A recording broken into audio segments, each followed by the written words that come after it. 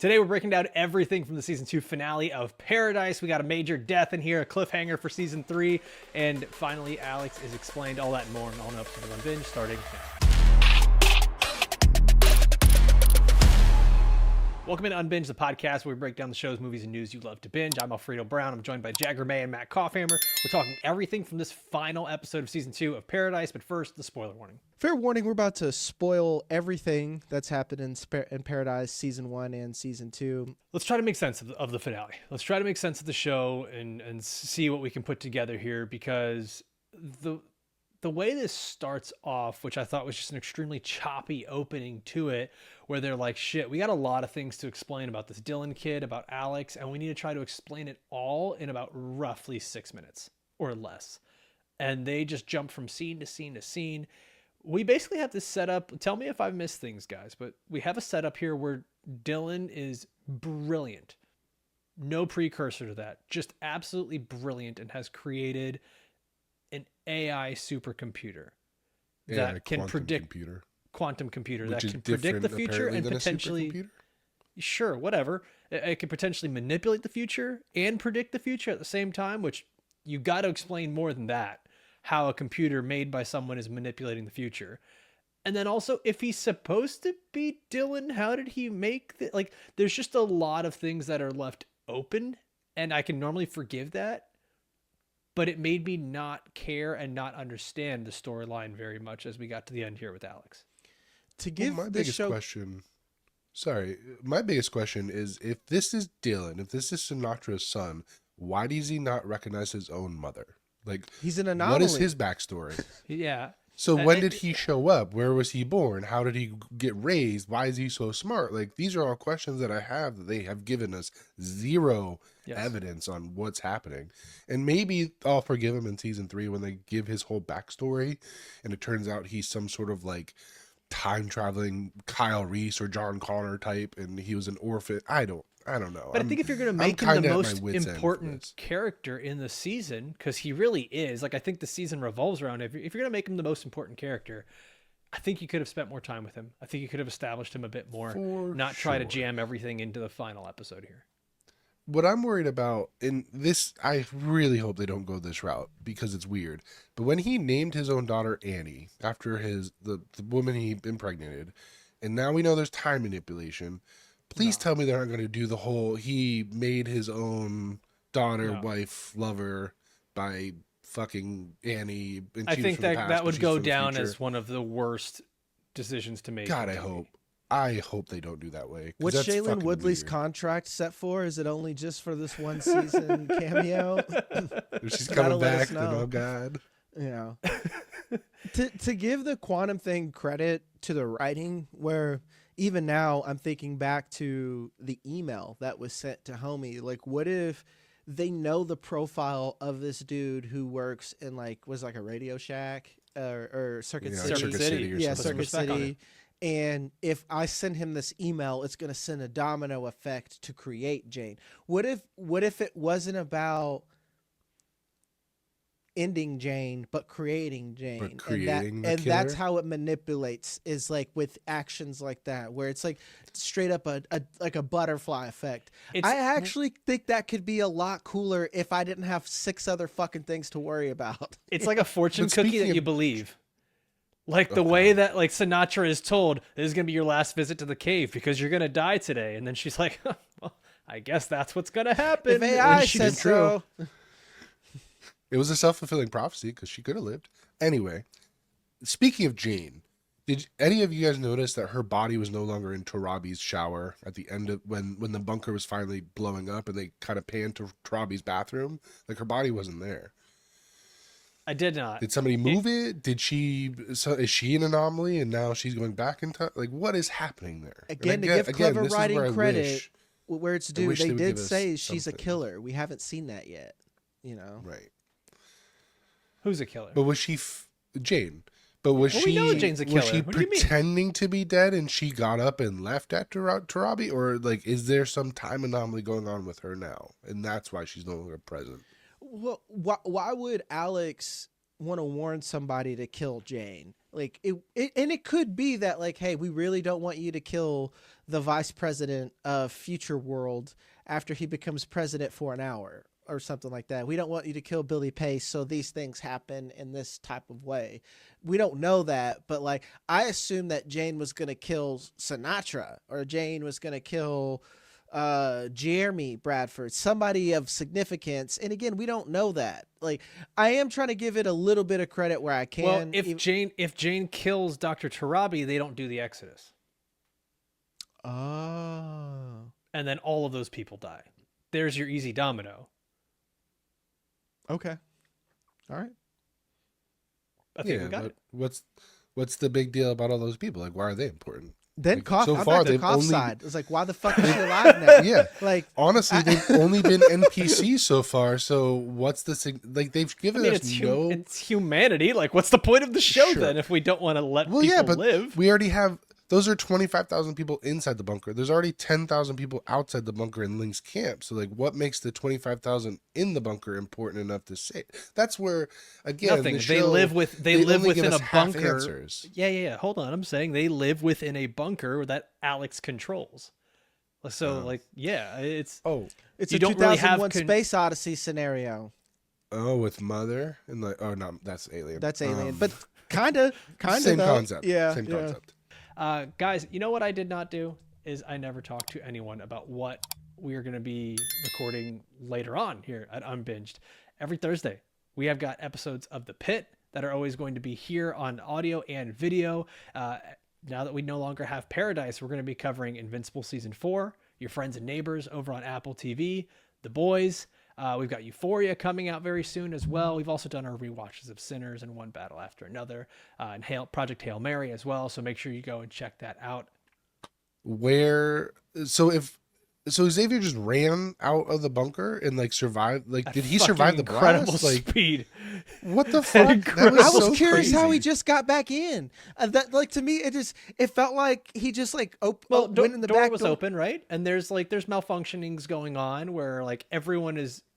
Like the door is open and everyone's supposed to be leaving. There's so much happening that it's like a little like maybe I'm fucking stupid. You guys always like to tell us in the comments if we are, but like it's just a lot to follow. And I was so checked out because I thought it was dumb. So that is a thing too. Well, they also made a point that he needs a wristband, but he made it all the way to Sinatra without one. And then it's like, all right, I guess. Yeah, it just seemed like kind of half-assed. It did. And if we want to explain things away, it's that the bunker's malfunctioning all over. And there are doors that are open, certain ones that are not. If the elevator's stuck, like as we saw, like the bracelet didn't matter to open the elevator. So I think there are a lot of things that we can explain away. But I think that's the problem when you're talking about good writing, is you shouldn't have to explain away nearly every scene of an episode. And that's the bigger thing here, is like we shouldn't have to do that, especially in something that has such massive concepts like quantum reality, time, the big sci-fi property that this is. Like, there should be a little bit more setup and explanation here. I would have loved to know how Alex was even created. I would love to know like how Alex is actually manipulating time. How do you know Alex is manipulating time? What did it do that makes you say, damn, this computer I made is trying to manipulate time? He gave the answer. He said that it answered a question that no supercomputer could solve within however millennia. It solved it within 10 seconds before they even asked it the question. So he's like, oh, it's predicting what we're going to ask it. That's so ambiguous. It's so dumb. But my biggest question, right, is if the bunker literally implodes, all 3 mini nuclear reactors explode, and the bunker itself collapses, and then they're like, oh, by the way, Alex is 100 miles away underneath the Denver airport. How's it still powered if the nuclear reactors are all gone? How's it still work? Another nuclear reactor. Yeah. Kopf. They have they have billions and billions of dollars. Of a backup. I have a theory, and Kopf, I think you're going to like this one. We have this super smart AI computer. The end of the world has happened now. What if this is a prequel to Dune Prophecy the entire time? This is the thinking machine. This is the Butlerian jihad we're getting to? Yes. Oh, man. I thought you were going to say something about Terminators. I was like, you almost had me. If we introduce Terminators, maybe I'm back on board. There's 2 ways it could go. We could go like Like, what if The what cool if it's way all or the the same shit line? way? It's all the same timeline. Like, we go from Paradise to Terminator's Terminator happen. to fucking Dune. Dune prophecy. We'll be worm people by at least 4 millennia. Back in. So, okay, with Alex, if it's manipulating time, which is just basically it's a super advanced fortune cookie that gets you to believe things. Like could it not just be manipulating everything with Sinatra telling X that he's the only one that can save the world, by the way? Which why? And then him? she does the time travel thing with, I've got a feeling you already have.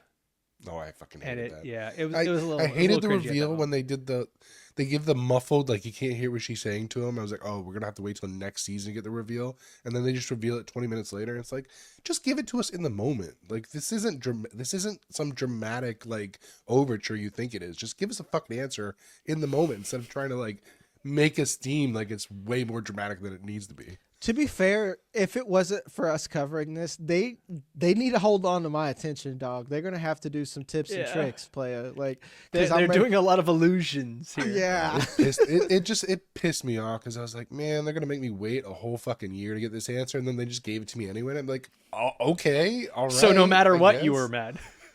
Yeah, pretty much. Kopf's like, I don't like any of these decisions, regardless of when you give it to me. But I wanted more, and they didn't give me more. They played it safe, and they I don't know, it just didn't hit. I don't know that they played it safe. I actually think that they took a big risk, and I think they just executed it really poorly. Like they went and I actually, you know what, I can see what you're saying where they played it safe, because I think what they did was they left everything very ambiguous. They didn't explain much of anything. Everyone's having headaches and nosebleeds. Quantum is a word that just gets thrown around. Quantum manipulation is thrown around. Saving the world gets thrown around. Somehow Dylan is here, but not really ever explained. People have to die. Others have to save the world, but nothing quite gets explained. And I'm not saying that a show has to detail everything, but I felt like we didn't really get much of anything. Save the cheerleader, save the world. God damn it, Jagger. Didn't that show fall off in season 2 as well? Yes, that's Like, literally what I thought. Yeah, dog. That's like, literally when Alfredo, when you're saying that, I'm like, holy fuck, this is Heroes.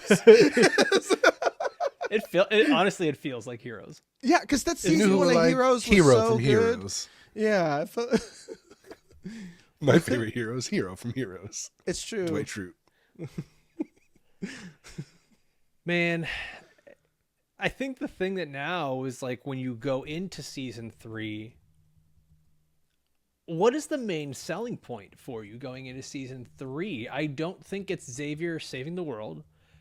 And I don't think there's any other connections to be made because every family member and parent child is back together. Sinatra's dead.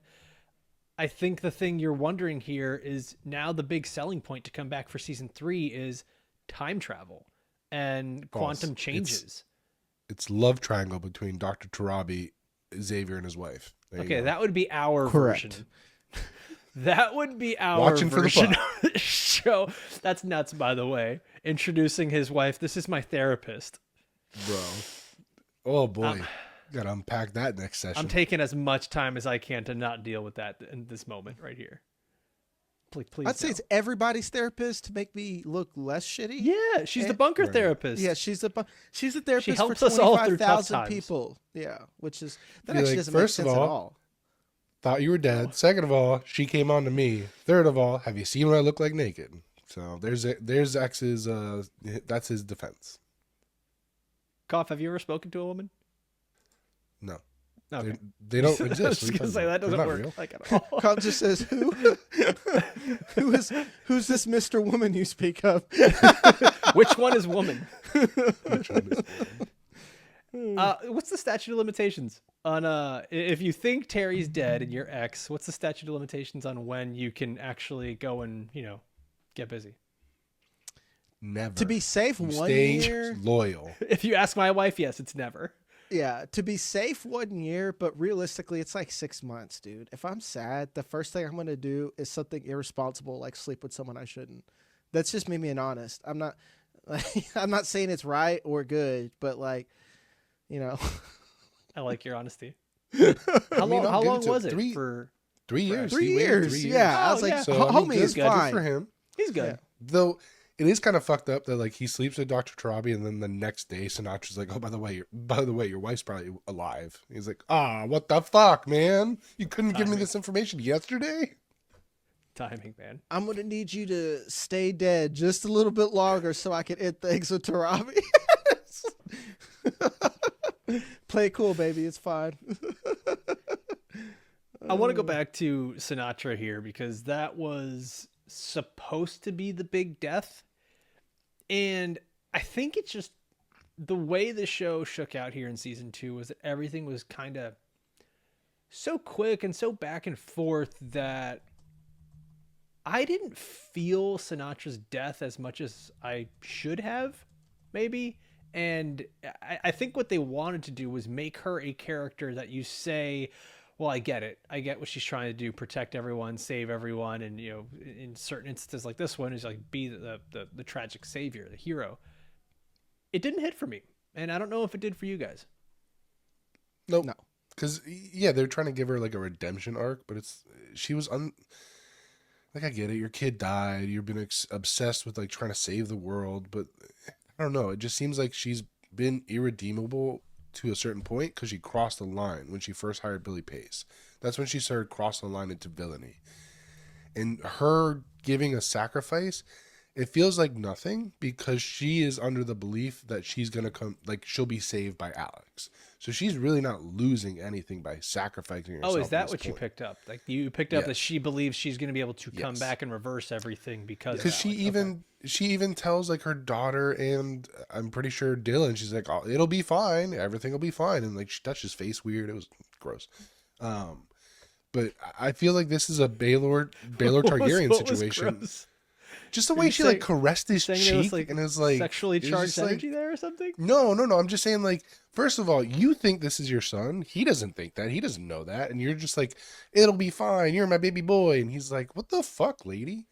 Anyway, beyond that, this is like a Baylor Targaryen situation where she sacrifices herself, but she really loses nothing at the end if she is right about Alex and coming back and being saved. That's exactly where I like say Paige Koff. She's like so cool about doing her fucking Pirates of the Caribbean at World's End walk through the dome and shit Slow like motion that. walk. Yeah, exactly. That because she knows she's like, well, my determined black man will save us. My determined magical black man is gonna save me from this quantum realm. Like that is the most. To be fair, that's the most honest, realistic writing I've ever seen. Like I do 1,000% think that billionaire woman was like, yeah, I'm gonna die and time will save me. It's like, okay. Like if I'm X, I'm like, you know what? I'm going to the bunker and I'm fucking off and you can just stay dead. Anyone who died, sorry, we're not resetting the Xbox, you know? So she gave him the little card. Where does he plug that thing in? He has to go to Alex to plug. Is this tap to pay? Is it? Yeah. I think what this does is it actually establishes two things to try to give this some credit. Is it goes back to you billionaires think that you have superpowers because you have money, which I think it keeps lending itself back to that. What I will say is like I don't love how quickly it felt like she changed. It felt like she went from being this cold, calculated person to the one thing that this AI Alex had to do was convince her that might be her son, which, well, let's just say it is. And she was a totally different person. Like that was it. This show, what it keeps doing is it keeps taking our calculating smart characters and turning them into emotional people that seem to make decisions that don't quite make sense in the moment. Yeah. I wouldn't be surprised too, and I think I already said this, is like I think we're gonna get like reverse Gamora with if the whole theory that Sinatra comes back, you know, where it's just like, oh, fuck you, Sinatra, blah, blah, blah. It's like, this isn't our Sinatra, you know, like her son died. She's got like long hair that's like loose and whimsical. She fucking does like watercolor in her spare time or some shit like that, you know. The flower child Sinatra. Exactly. You know, she in this world, she goes by Willie Nelson. because like you got to think about it now. Everyone has finally experienced the outside, and they're like, "This bitch has been lying to us." Yes, forever. Like that's going to be something that has to carry over into the next season. And she killed people. Like, what happened to the people on the outside? Granted, you might be able to explain that away because they're going to run into some raiders, marauders, whatever the fuck they call themselves in this wasteland. You know, you could explain that away, but that's going to breed a lot of questions. 25,000 people, nobody has questions. There's only one therapist. You know, somebody's got to be crazy. Did you guys like? Sorry, go, Kopf. Sorry. Go. No, Fredo, you go. I was gonna say something absolutely silly. Like, what are the other professions there could just be one of for 25,000 people? Bartender, apparently. Oh, yeah, there's one bartender. So there's like one bartender, one therapist. There's got to be like one dentist. There's like one, like they didn't even do the Noah's Ark. The waitress, like It's Always Sunny. It's just the waitress. There's one librarian. One librarian. Well, not anymore. What happens if someone has a sick day? Like, you couldn't even do the Noah's Ark thing where you get two of each and just be like, all right. Guess not. Bet. We don't want to breed even more librarians. What would they do? Let's get ourselves a male librarian and a female librarian, and they'll birth a book. Make nothing but a bunch of babies with glasses. Bunch of nerds. Man, okay.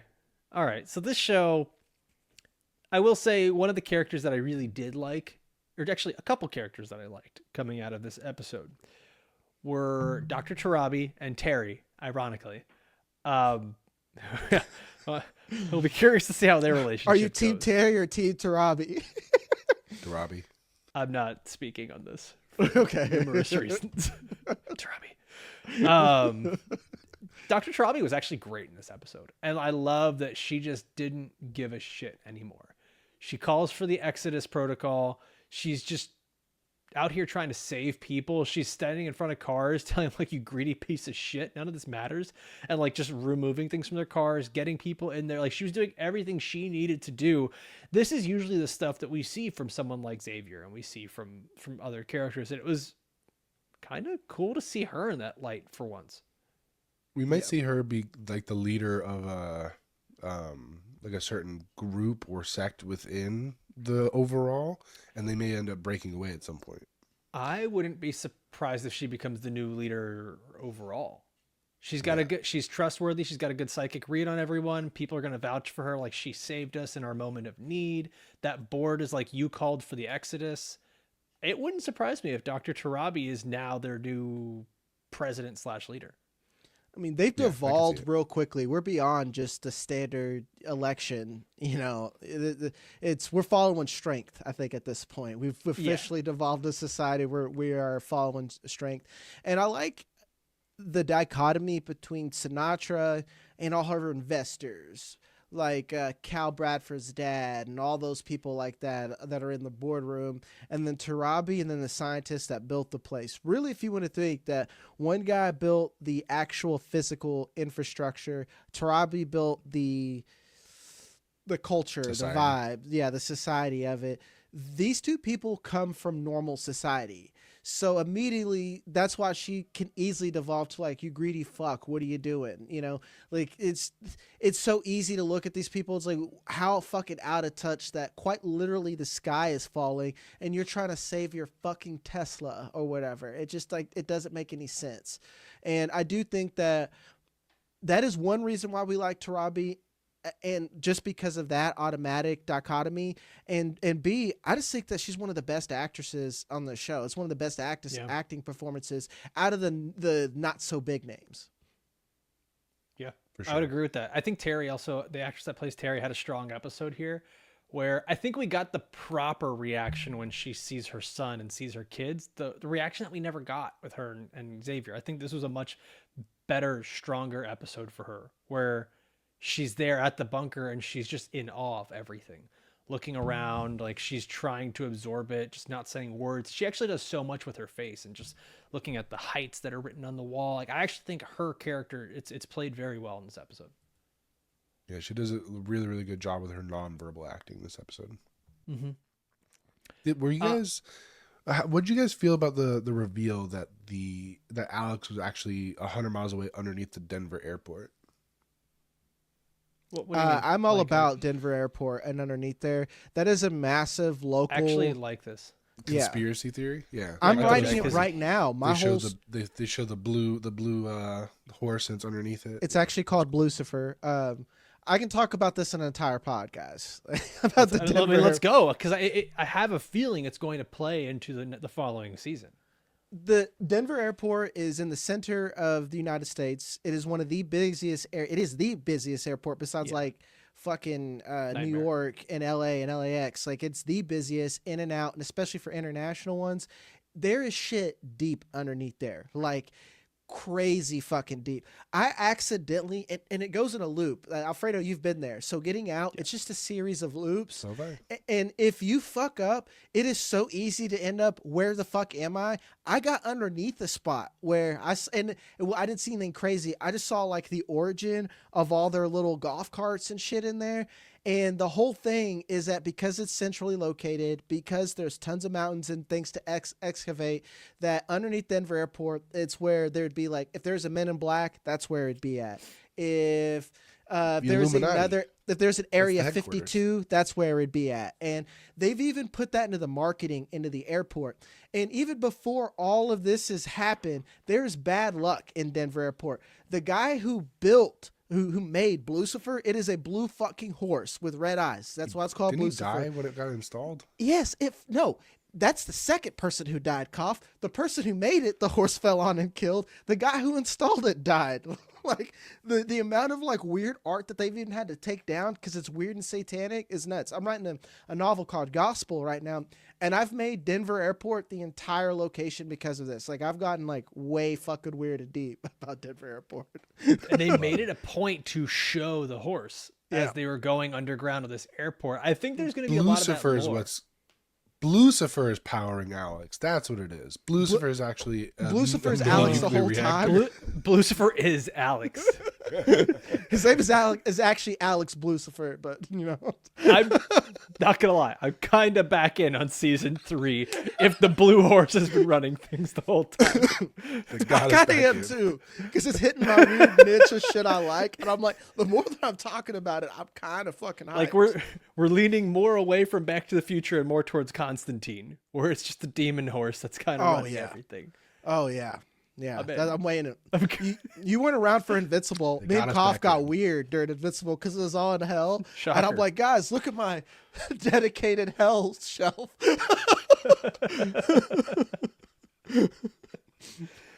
Oh man. Okay. So we get here to the end of the show where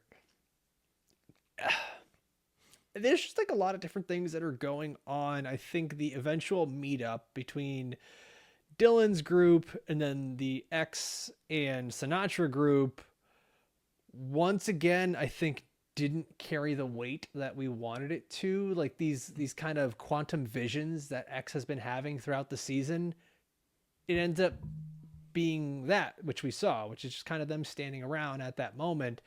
And then they both kind of experience it at the same time. And then Dylan's like, what is this? What's happening to us? And then like, they Spider-Man meme each other. Why'd you say that name?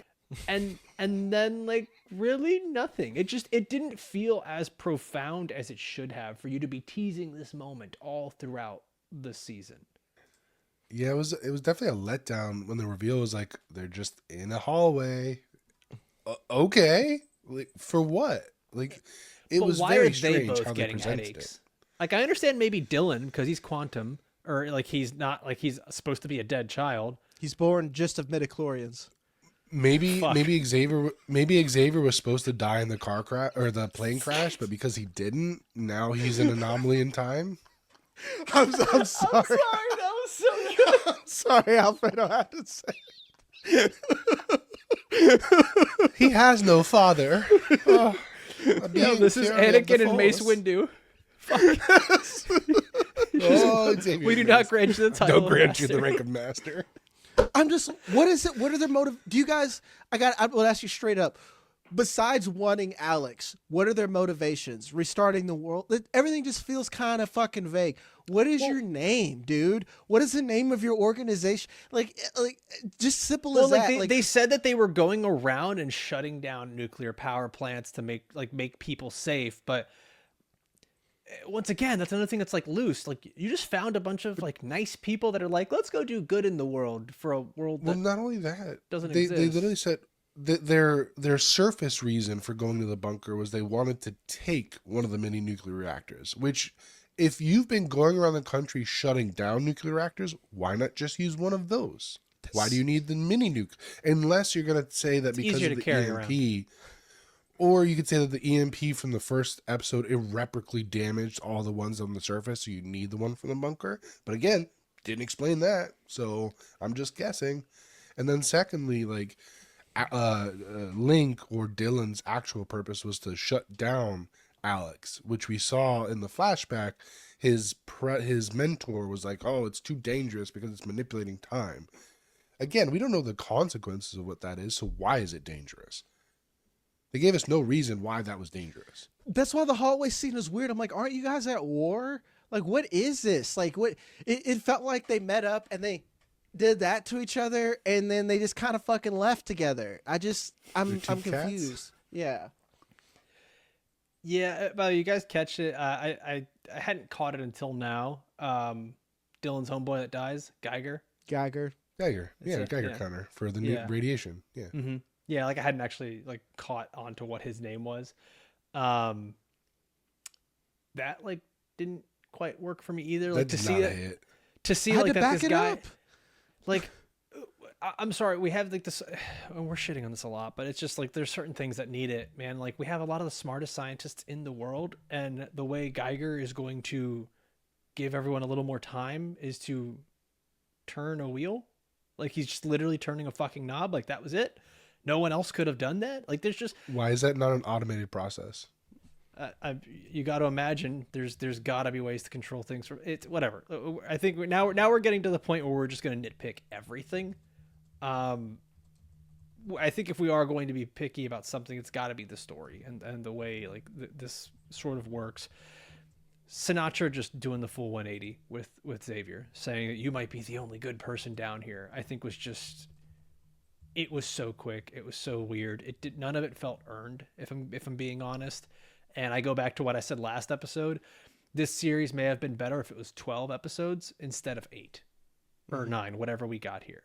I think we needed more time with this story to make it work. I'm gonna look up This Is Us, because someone else mentioned that too on Threads, because I posted, I was like, did this season just not hit for anybody else? And like maybe this is like Dan Fogelman's first try at making this format of TV, you know, where he's used to having a lot of runway to fit all of the emotional beats, to where I would get annoyed. I'm like, why are we stopping for emotion? And at the same time, I'm like, there's not enough emotion, you know, because like, yeah, like 6 seasons. Season 1 of This Is Us had 18 episodes. So he's going from writing a show where he's used to having, you know, almost, let's say on average 15 episodes of runway, and then you're breaking it down to 8. I wonder if that's a lot of why this isn't as good. And like maybe he could do better with the next show or something. Like I hope it's just 3 seasons and done and he figures this out, because it's like you said, the last episode, you said this in another group chat, Alfredo, it felt like it should have been 3 episodes just so I could give a shit and understand what was going on. You know what I'm noticing too, looking back through Dan Fogelman's work, he's a great opener. Like he can open, he's a starting pitcher. He can open a story and sure, but starts strong, ends kind of weak. Yeah. And I'm seeing that with like even a lot of his movies, the way that the movies go, the way that the shows have gone. I mean, going back through it, Paradise, This Is Us. We've got the movie Crazy Stupid Love, which I think opens phenomenal and has this great twist, and then the ending's just kind of weak. And then like a couple of Disney movies here that like actually all start pretty good and then end kind of weak. I think that's just kind of who he is. I think he struggles with the endings. Tangled. He has the weird. He wrote Bolt.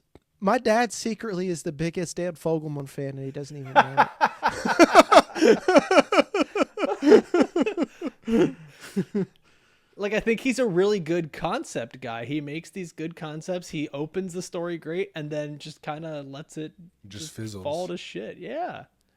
That's my Yeah, biggest it's- fear as a writer. Like now that I'm actually sitting down and writing for myself, I think that's just hard for This like, show and- is just Jag looking into a mirror. That's Pointing at Ste- himself, That's one "This of is your Stephen fault." King's. That's one of Stephen King's biggest complaints against him as a writer is he has really good concepts. It's really good for about 2/3, and then the ending just falls apart because he didn't know how to make an ending stick. and I don't mean to make it a mirror. If anything, I'm just trying to have grace for Dan Fogelman. You know, Yeah. I'm like this is a new concept for him. He tried a new thing and for the first time, and I don't love it. And I'm not. Basically, I try not to get on here and rip apart someone's life fucking work. You know, that's just fair. not who I want to be as a podcaster. Even though I didn't really enjoy something, and try to understand the decisions that were made. Because like Kopf said, what happened to the writers' room? Maybe the writers' room changed, and that would explain a lot. You know. I'm the guy in a restaurant where I'm like, well, maybe the kitchen's really stressed out. Like someone literally took a shit on my fucking plate, and I'm just like, you know what? I deserve that. You know. Maybe I was rude to the waitress. Let's not get it wrong. When we critique something, when we give criticism, it's not because we're trying to shit on it. We are trying to. If for whatever reason one of the creators ends up watching our podcast, it is like, hey, these are the things that concern us. These are the things that we see not going well. If nobody gives you critique, you'll never change. So you need somebody, even if it's 3 outside people, to be like, hey, why are you doing it this way? I think it's even more than that too. I think in order to be disappointed by something, it means you had high hopes for it and high You had expectations for it. expectations. And I almost look at it like growing up as a kid, I would go to my mom and be like, this coach is so mean. He always yells at me and he makes me do this and do that. And she's like, because he thinks you can be good. If the coach wasn't trying to improve you, that's when you should be worried because it means you suck. So play ass back. yeah. So it's like if we have these concerns or these criticisms, this isn't like The Beauty where we watched one up like the opening episodes and we were like, okay, maybe not. Yeah. This is we're saying, okay, we've got to figure out if we're coming back for season 3. Season 1 was so good, season 2 was disjointed, and these are our concerns. And I think they're fair criticisms. I will say there were a lot of really funny moments, like unintentionally funny moments in this episode, and I had 2 of them, and I'm wondering if you guys had any. But Agent Robinson pulling a gun on Jeremy so that he can live is hilarious. Get out of here and I live, don't or I'm want you gonna to die shoot down you. here. Like I just Like what? Okay. It didn't make sense to me. It just felt like No. really. I get maybe her doing that, but this is also like a character that's being written. There's got to be a better way to have done that. You get the fuck out of here. I'm gonna shoot you. Like It would have made more sense to me if she put the gun to her own head. It was like, get out of here or else. Like, I'm gonna end it for me. Like, why threaten him if you want him to live? Jack, that doesn't make she's sense. the meme that you love. Like I don't know what I'm gonna do. Yeah, exactly. Just pointing the gun everywhere. And It could the have been other a hot one, fuzz moment. Just shoot it into the air. Ah! you ever fired your gun in the air and said, "Ah"? We need to do that for a rebinge, by the way. It's Yeah, one we of my do. favorite. I'm movies of down. all Let's time. do the Cornetto trilogy. I'm in. And the other one is when Xavier and Sinatra are saving the girls from the elevator, and Xavier just stomps down on top of the elevator with just I was waiting for absolutely it to- no care whatsoever. And eventually the elevator does fall, but homie went Just down 100 like full force. 180 pounds as hard as he could. Boom. Hero stomps. Homie's probably a good 200 pounds. Closer to 200, dog. yeah. Yeah, like that's a good 200. Yeah, Like, I don't fucking think he's hero that lands. I He don't know if must he's work out. 200, 180. I'm Cough. I'm guessing. 215 pounds myself. I Muscle- am fatter muscle than weighs. he is. Yeah, but you're thicker than he is. You got bigger legs than he does. You got those runner legs. That's true. That's true. He do be running a lot. Not Mhm. quite Is Tom this, Cruise. is this where Do we're be going with the show running. now? We're just going to talk about Jag's legs. Yeah, that's fine with that. I mean, I'm fine not with out. I'm just saying, you know. it. For you guys that are I'm wondering. 45 I'm not minutes in opposed. on the audio only, I do have my legs out. No, I'm kidding. Honestly, audio people, Jag rarely wears clothes. We're just going to be honest. Do you guys have anything from this that you were just like, why would they do this? I mean, The whole episode? yeah, I was about to say. it's I like- knew someone was going to say that. Yeah. One of the things that didn't make sense to me is why would they wait? They consistently do this, where they will reveal something the same episode that it then comes up as a consequence or as an important point. And I really wish they had paced a little bit better, where they would reveal something, maybe an episode, 2 episodes before, and then bring it back. But whatever, that's a minor complaint. My thing is, like, how did Sinatra go in that little cart and go 100 miles one way, do her little thing at Alex, and then come 100 miles back, all within... Was it a cart, or did it look more like a bullet train type deal? Was it? I thought it was like a minor cart. It looked... I don't know. I wasn't really paying attention. But how fast is that thing going? Like 100 miles an hour? It could have been like the Gringotts, Express. I guess. Just saying. If I have a computer that I got to get to that's 100 miles away, and I have all the technology in the world, I'm gonna make a pretty fast fucking cart that gets me there. I guess so. It's a minor complaint. It just didn't make sense to me that it would be all in the same episode. It should have been she went and visited 3 episodes ago, and then I don't know. Well, they pulled the same trick in back-to-back episodes with Sinatra, where in the previous episode she hears someone call Link Dylan. She's like, "Wait, what's your name? What was your birthday?" And then in this episode, she hears Dylan call Xavier X, and she's like, "Wait a second, what's the first letter of his name? I have a card for him." And it's like, the computer told me. I will say, like, that's one of the cheap tricks that I think Fogelman does, is like when he's a kid playing video games, like he figures out the one move that works and he will spam that move. They do the same thing with the music, where they're like, let's get an 80s power ballad, but like make it trailer epic theme, and just they kind of do that with all their music. Fine day in paradise. Doom, doom. I think there's just, I wonder if this show can recover, because it does do a lot of the same tricks over and over. And I think you get spent watching something like that. Well, boys, moment of truth. I'm going to ask a couple questions here. Do you plan on giving this show another chance in season 3? For Blucifer, yes. Yeah. Okay. Just because they did enough in season 1 to keep me intrigued, that I'm going to write off season 2 as a speed bump and hope that season 3 picks back up where season 1 was. To be fair, it felt like filler, to be honest. Like, because everything happened and nothing happened. All they did, it felt like they put 8 episodes to get an excuse to move them outside of a bunker. Right. Like, I feel like Dan Fogelman's like, it was never about the bunker. I'm tired of writing in a fucking box. Let's get him out of the box. And now they're out of the box. You got to let me fly. Yeah, It was never about the bunker, but it was kind of always about the bunker. Yeah. Well, boys, here we go. Time to rate this. Scale of 1 to 10. 10 being the highest, 1 being the lowest. Where will Paradise Season 2 rank amongst all of the shows we have ever watched? At the bottom of our shows is The Acolyte, Ironheart, Dune Prophecy, and Squid Game Season 3. At the top, A Night of the Seven Kingdoms, The Penguin, Severance, Andor. So, Kopf, I'm going to start with you. Paradise Season 2, what are you going to rate it? It's definitely not in that second group.